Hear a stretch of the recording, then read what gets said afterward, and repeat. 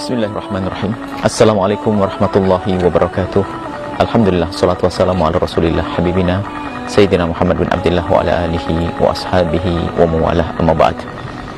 Kaum muslimin dan muslimat dimanapun anda berada, setiap hari kita tidak kurang dari 17 kali memohon kepada Allah dengan permohonan ihdinas siratal mustaqim. Ya Allah, berikan kepada kami petunjuk.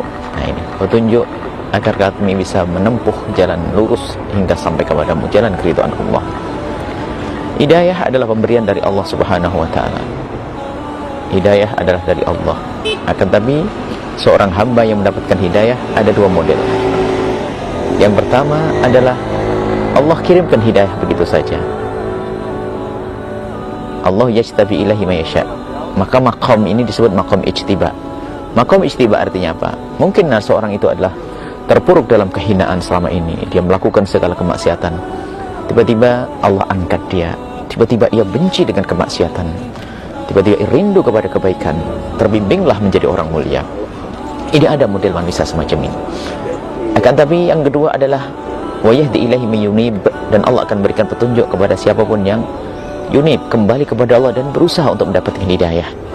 Nah, jadi cara mendapatkan hidayah ada dua. Yang satu berusaha dari diri kita, yang kedua adalah Allah pilih begitu saja.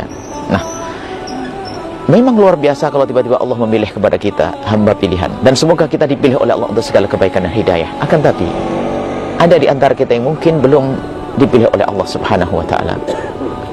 Akan tapi kalau memang belum dipilih oleh Allah, di sana ada upaya, yaitu dengan cara kita menghadiri majelis-majelis mulia, dekat dengan para ulama, ya, mendengarkan tausiah-tausiah dan seterusnya. Maka di saat seperti itu kita berusaha, walladzina jahadu fina lanahdiyannahum subulana, yang berusaha untuk mencariku akan aku tunjukkan jalanku. Itu Allah Subhanahu wa ta'ala berfirman. Artinya mari di antara kita semua ini jangan mengandalkan hidayah dikirim oleh Allah Subhanahu wa ta'ala. Iya, kalau kita dikirim dan dipilih oleh Allah, akan tapi mari kita berusaha untuk mendapatkan hidayah dengan upaya, dengan inabah, kembali kepada Allah Subhanahu wa ta'ala setiap saat kita. Maka yang pertama adalah bagaimana kita memperbanyak zikir kepada Allah Subhanahu wa ta'ala. Berusaha memperbanyak zikir, ala bi dzikrillah tatma'innul qulub. Dengan berzikir akan semakin dekat, sejuk hati kita. Paksakan lisan kita untuk berzikir, ada telinga kita mendengar, kemudian dirasakan oleh hati kita. Kemudian dekat dengan para ulama agar kita mendengarkan tausiah-tausiah. Kemudian di majelis tersebut ada doa-doa dari malaikat. Maka berkumpul di majelis yang mulia yang seperti ini anda lakukan. Ini adalah tidak lain untuk mengundang hidayah dari Allah Subhanahu wa ta'ala, agar kita dipilih oleh Allah Subhanahu wa ta'ala. Maka ayo kita semuanya jangan hanya menunggu hidayah. Memang hidayah dari Allah, hidayah dari Allah, hidayah dari Allah. Akan tapi kalau tidak ada usaha, misal kita sekarang di sebuah negeri yang Masya Allah, kalau kita lihat segalanya adalah rapi dan tertib, akan tapi kita lihat hidayah belum Allah kirim kepada kebanyakan dari mereka. Kalau mereka ingin dapat hidayah, harus berusaha mencoba mendengar Islam, mendengar petuah ulama.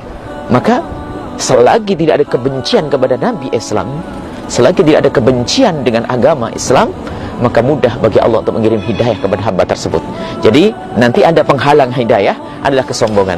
Kalau kita sombong, maka susah mendapatkan hidayah. Tidak akan bisa menjadi orang yang ahli inabah. Sombong menjadi sebab kita dijauhkan dari hidayah Allah Subhanahu wa ta'ala. Maka mari kita tata hati kita, kita jaga hati kita agar tidak sombong. Jadi kembali lagi saya ulang, perbanyaklah anda memohon kepada Allah, berzikir kepada Allah Subhanahu wa ta'ala, dan sadari waktu anda mengucapkan ihdinas siratal mustaqim, anda memohon kepada Allah secara sesungguhnya. Ini agar Allah mengirim hidayah kepada kita.